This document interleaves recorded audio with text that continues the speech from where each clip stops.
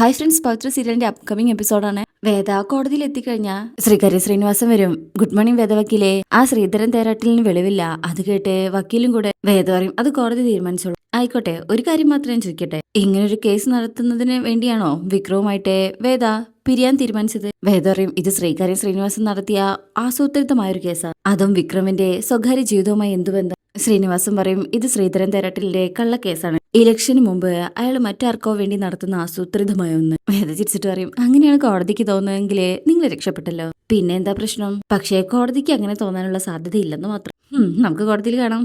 ശ്രീനിവാസൻ മോളും അങ്ങനെ വേദ അവിടെ നിന്ന് പോകുമ്പോഴേക്കും വിക്രമും ഫ്രണ്ട്സും അങ്ങോട്ടെത്തും. അവരൊന്നും പറയുന്നില്ല, നോക്കി നിൽക്കാട്ടോ. അപ്പോഴേക്കും കോടതി കൂടി. അങ്ങനെ എല്ലാവരും ഇപ്പോ ആ ഹാളിലെത്തിയിരിക്കുക. അങ്ങനെ കോടതിയിലെ ആദ്യം തേരാട്ടിൽ ശ്രീധരനെയും പിന്നീട് ശ്രീകാര്യ ശ്രീനിവാസനെയും വിളിക്കുകയാണ്. കോടതി വയ്ക്കും എന്താ ശ്രീധര, അടുത്ത കേസ് തുടങ്ങിയോ? ശ്രീധരൻ നേരിട്ടാണോ അതോ?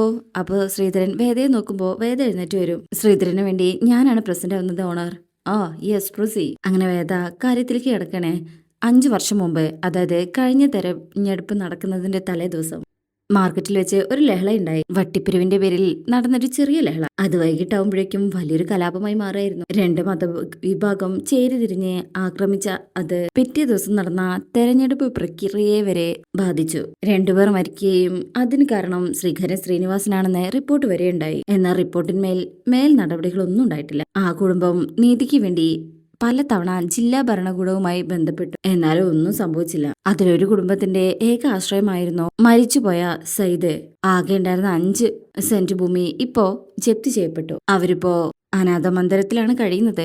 ആ കുടുംബത്തിന്റെ ഇന്നത്തെ അവസ്ഥയ്ക്ക് കാരണം ആ ലഹളയാണ്. സെയ്ദിനുപ്പില് ഒട്ടനവധി ആൾക്കാരെ ആ ലഹള ബാധിച്ചിട്ടുണ്ട്. 2 പേരെ ജീവൻ എടുക്കുകയും ഒരുപാട് പേർക്ക് പരിക്കേറ്റുകയും ചെയ്ത ആ ലഹള തിരഞ്ഞെടുപ്പ് പ്രക്രിയയെ വരെ സ്വാധീനിച്ചു. അതിന് പിന്നിലെ യഥാർത്ഥ ആസൂത്രിത ഈ ശ്രീകാര്യ ശ്രീനിവാസനായിരുന്നു. ആ കേസിന്റെ നടപടി വൈകിച്ച ഉദ്യോഗസ്ഥനെതിരെയും ശ്രീകാര്യ ശ്രീനിവാസനെതിരെയും അന്വേഷണം ഉണ്ടായ മാത്രമല്ല ഇയാളെ ഇപ്പോ മത്സരിക്കാൻ തയ്യാറെടുക്കാണ്. ജയിക്കാൻ വേണ്ടി എന്തും ചെയ്യാൻ മടിയില്ലാത്ത ആൾ ഭരണത്തിൽ വരുന്നത് ഈ നാടിനെ ഒട്ടും നല്ലതല്ല. ശ്രീകാര്യം ശ്രീനിവാസനെതിരെ പല പ്രാവശ്യവും പല കേസുകളിലെ കോടതി നടപടി ഉണ്ടായിട്ടുണ്ട്. സജീവമായി രാഷ്ട്രീയത്തിലേക്ക് വരുന്നതിന് മുമ്പ് പണം ഇരട്ടിപ്പ്, കള്ളക്കടത്ത്, കുഴൽപ്പണം, നിരവധി കേസുകൾ ഇദ്ദേഹത്തിനെതിരായിട്ട് കേസ് ചെയ്യപ്പെട്ടിട്ടുണ്ട്. ഇങ്ങനൊരാൾ അധികാരത്തിലേക്ക് വരുന്നത് കോടതി ഇടപെടല്ലാതെ മറ്റൊരു മാർഗമില്ല. ആ മാർക്കറ്റ് ലഹള സത്യസന്ധനായ ഒരു ഉദ്യോഗസ്ഥനെ വെച്ച് പുനരന്വേഷിക്കണം. ശ്രീകാര്യ ശ്രീനിവാസന്റെ സ്ഥാനാർത്ഥിത്വം റദ്ദാക്കണമെന്ന് ബഹുമാനപ്പെട്ട കോടതിയോട് വിനീതമായി അപേക്ഷിക്കുന്നു. പിന്നെ ബന്ധപ്പെട്ട രേഖകളെല്ലാം ഞാൻ ഇവിടെ സമർപ്പിച്ചിട്ടുണ്ട്. അപ്പോഴേക്കും സാർ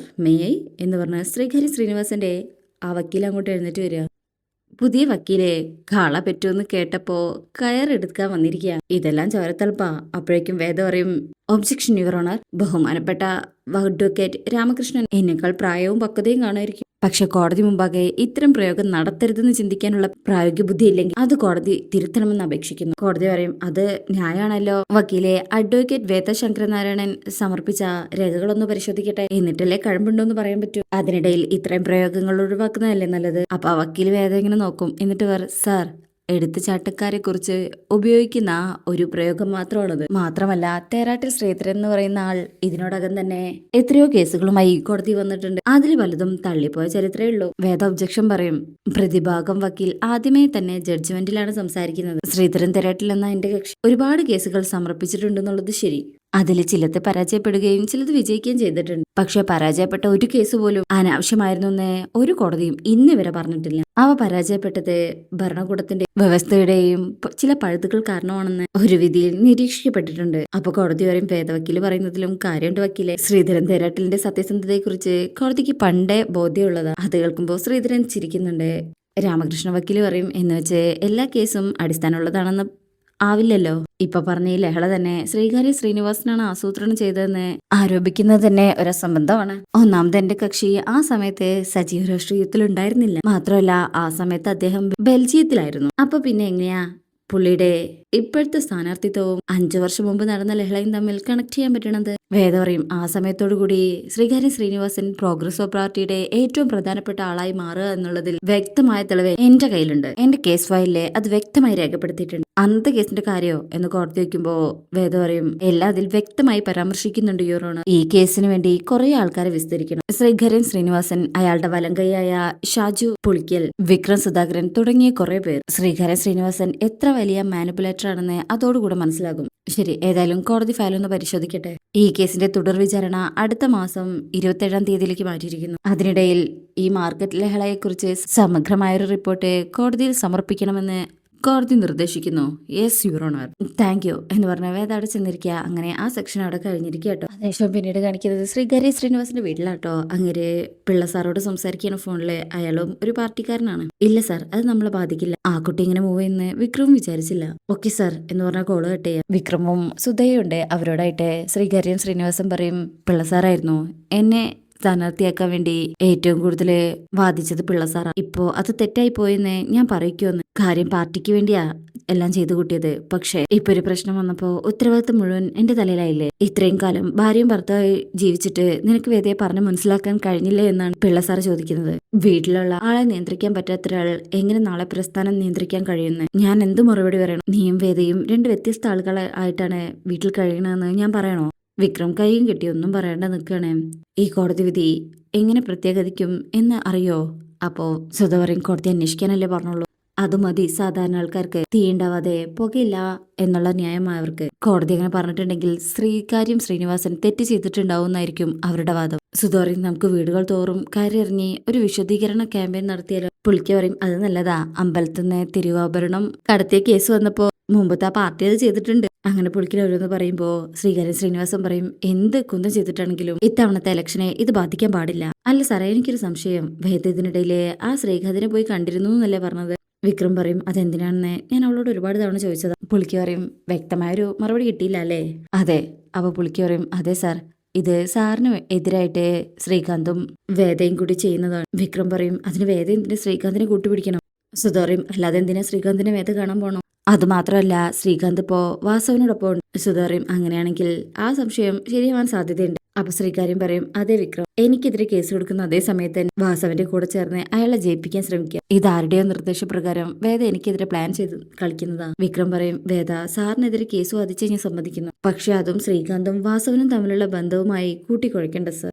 ശ്രീകാര്യം പറയും നിനക്കിപ്പോഴും അവളുടെ സോഫ്റ്റ് കോർണർ ആണല്ലേടാ. അതല്ല, പൊളിറ്റിക്സിലെ അവൾക്കൊരു താല്പര്യമില്ലെന്ന് എനിക്ക് ഉറപ്പാണ്. പക്ഷെ അവളിപ്പോ പ്രവർത്തിക്കുന്നത് ഈ ഇലക്ഷനിൽ ഞാൻ പരാജയപ്പെടണം എന്നുള്ള താല്പര്യത്തോടെയാണ്. വിക്രം പറയും എന്തായാലും പോലീസ് അന്വേഷണവും റിപ്പോർട്ടൊക്കെ സമർപ്പിക്കൽ കഴിയുമ്പോൾ ഇലക്ഷൻ കഴിയും സർ. പൊളിക്ക പറഞ്ഞ പോലെ ഇപ്പോഴത്തെ ഉത്തരവ് നമ്മളെ ബാധിക്കാത്ത രീതിയിൽ ഒരു ക്യാമ്പയിൻ ചെയ്യുന്നതല്ലേ നല്ലത്. ആയിക്കോട്ടെ, അത് നീ തന്നെ മുൻകൈ എടുത്ത് ചെയ്യേ. നിന്റെ ഭാര്യ മുൻകൈ എടുത്ത് ചെയ്യുന്ന ഈ കേസ് വാസവനെ ജയിക്കാൻ സഹായിക്കുന്ന ഒരു നാടകമാണെന്ന് മണ്ഡലത്തിലെ ഓരോ വീട്ടിലും കയറി ചെന്ന് വിശദീകരിക്കും. മുഖാമുഖം ആൾക്കാരെ കണ്ട് ബോധ്യപ്പെടുത്തണം, അല്ലാതെ മറ്റൊരു മാർഗ്ഗമില്ല. പൊളിക്ക പറയും അത് നല്ല ഐഡിയ. മാത്രമല്ല മാർക്കറ്റ് ലഹളയിൽ മരിച്ച 3 പേരിൽ 2 പേരിലെ ആൾക്കാർ കേസിൽ നിന്നും പിന്മാറിയിട്ടുണ്ട്. അവരെ കൂടെ നമ്മുടെ ഭാഗത്തേക്ക് ചേർക്കാം. അപ്പൊ ശ്രീകാര്യം പറയും എന്ത് ചെയ്തിട്ടാണെങ്കിലും വേണ്ടിയില്ല, കോടതി ഉത്തരവ് ഉണ്ടാക്കിയ ഡാമേജ് എത്രയും പെട്ടെന്ന് പരിഹരിക്കണം. വോട്ട് ചെയ്യുന്നതിൽ നിന്നും ഇപ്പോഴത്തെ ഇമേജ് മാറ്റിയേ പറ്റൂ എന്ന് പറഞ്ഞ ദേഷ്യത്തോടു കൂടെ അയാൾ അവിടെ നിന്ന് പോവാം. അപ്പൊ പുള്ളിക്ക് പറയും വാ വിക്രം, നമുക്ക് പാർട്ടി ഓഫീസിൽ വെച്ച് സംസാരിക്കാം. സാറ് ഇത്തിരി ചൂട്ടിലാണ്. അങ്ങനെ വിക്രം പറയും വൈകിട്ട് വരാം ചേച്ചി. സിദ്ധ പറയും ഒന്ന് കാര്യമായി പണിയെടുക്കേണ്ടി വരുന്നേ ഉള്ളൂ, അത്ര പാനിക്കാവാനുള്ള കാര്യമൊന്നും ആയിട്ടില്ല. അപ്പൊ പുള്ളിക്ക് പറയും ഭയം വേണ്ട, ജാഗ്രത മതി, വായോ എന്ന് പറഞ്ഞ വിക്രമിനെ കൂട്ടി അവിടുന്ന് പോവാ. അതിനുശേഷം പിന്നീട് കാണിക്കുന്നത് വിക്രം വീട്ടിലേക്ക് വരട്ടോ. ശ്രീചേർത്തി പുറത്ത് തന്നെ ഉണ്ട്, ഞാൻ നിന്നെ വിളിക്കാനിരിക്കായിരുന്നു. എന്താ ശ്രീചേർത്തി, വാ നീ അകത്തേക്ക് വാ എന്ന് പറഞ്ഞ് കൂട്ടിക്കൊണ്ട് പോവാണ്. എല്ലാവരും ഇങ്ങനെ അകത്തെ ടെൻഷനോട് കൂടെ ഇരിക്കുകയാണ്, അമ്മയും അച്ഛനും എല്ലാവരും. എന്താ വെച്ചാ പോകുന്നതിന് മുന്നേ വേദയും നീയും തമ്മിൽ എന്തെങ്കിലും തീരുമാനം എടുത്തിരുന്നോ? അങ്ങനെ തീരുമാനിക്കാൻ മാത്രം എന്താണ് നിങ്ങളുടെ ജീവിതത്തിൽ സംഭവിച്ചത്? വിക്രം പറയും നിങ്ങൾ എന്തൊക്കെയാ പറയണേ, എനിക്കൊന്നും മനസ്സിലാവുന്നില്ല. മാഷ കയ്യിലെ ഒരു പേപ്പർ ഉണ്ട്. ശ്രീജ പറയും നീ ആ പേപ്പർ ഒന്ന് വായിച്ചു നോക്ക്. മാഷ പറയും ഇത് വേദ അയച്ച ഡിവോഴ്സിനുള്ള മ്യൂച്വൽ പെറ്റീഷനാ. വിക്രം ഞെട്ടും, ഡിവോഴ്സോ? നന്ദിനി പറയും നീയും വേദയും ഒരുമിച്ചുള്ള അപേക്ഷയാണല്ലോ. വേദ സൈൻ ചെയ്ത് അയച്ചു, ഇനി നീ കൂടെ സൈൻ ചെയ്ത് അയച്ച അവർക്ക് പെറ്റീഷൻ മൂവ് ചെയ്യാം. വിക്രം ഒരു ഞെട്ടിലോട്ട് അത് വാങ്ങിക്കണേ. എല്ലാവരുടെ മൊത്തം സങ്കടമുണ്ട്, നന്ദിനിയുടെ ഒഴികെ. മാഷോയ്ക്കും അങ്ങനെ എന്തെങ്കിലും ധാരണ പോകുന്നതിന് മുമ്പ് നിങ്ങൾക്കിടയിൽ ഉണ്ടായിട്ടുണ്ടോ? വിക്രമിന്റെ കണ്ണൊക്കെ കലങ്ങിയിട്ടുണ്ട്. അച്ഛൻ എന്തൊക്കെയാ പറയണേ, ഞാൻ എന്തിനാ അങ്ങനെ ചിന്തിക്കണേ? മാഷോയ്ക്കും പിന്നെന്താ അവൾ ഇങ്ങനെ ചെയ്തതിന്റെ കാര്യം? വിക്രം പറയും എനിക്കറിയില്ല എന്ന് പറഞ്ഞ് അതെടുത്ത് അവിടുന്ന് പോവാണ്. വിക്രം റൂമിൽ ചെന്ന് സങ്കടത്തോടു കൂടെ ഇരുന്ന് പൊട്ടിക്കരയണേ. ചിരിക്കണുണ്ട്, ചിരിക്കല്ല, ഈ വേദനയിലുണ്ടാവുന്ന ഒരു സങ്കടത്തിന്റെ മറ്റൊരു ഭാഗമാണത്. ഈ പ്രണയത്തിന് അത്ര ഏതൊരു മനുഷ്യനെ ഇല്ലാതാക്കാനുള്ള ഒരു കഴിവുണ്ട്. ശ്രീജ വരും, എടാ കഴിക്കാൻ വരുന്നില്ല? ഇല്ല അടുത്തേ, വിശപ്പില്ല. ശ്രീജ പറയും പട്ടിണി കിടക്കല്ലേ വിക്രം. പിന്നെ ഇനി അതും പറഞ്ഞായിരിക്കും അമ്മ സങ്കടപ്പെടാൻ പോണേ. വിക്രം പറയും പ്ലീസ് ഏട്ടത്തി ഞാനൊന്ന് ഒറ്റയ്ക്ക് ഇരുന്നോട്ടെ. അപ്പോൾ ശ്രീജ അവിടുന്ന് പോവാം. അങ്ങനെ വിക്രം ഇങ്ങനെ കരഞ്ഞിരിക്കുന്നിടത്താട്ടോ ഈ ഭാഗം കഴിയുന്നത്.